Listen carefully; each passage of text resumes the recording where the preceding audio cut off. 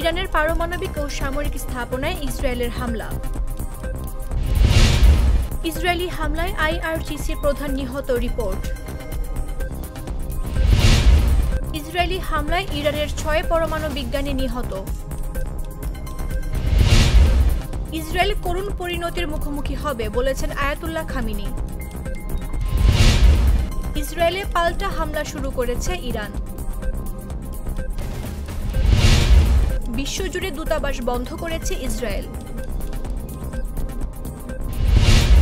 ইরানকে এখনই চুক্তি করতে বললেন ট্রাম্প, না হলে আরও বড় হামলার হুমকি। পাল্টা হামলার শঙ্কায় খাবার মজুত করছে ইসরায়েলিরা, ফাঁকা রাস্তাঘাট। ইরানে হামলার পর বিশ্ববাজারে তেলের দাম বেড়েছে 9%।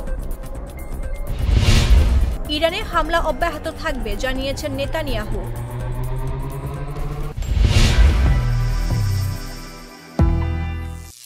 করিম চাচা, আপনার প্রিয় মানুষদের কখনো বিপদে ফেলতে চাইবেন না স্যার। তাহলে আমাদের বিপদে রাখা কি ঠিক হচ্ছে?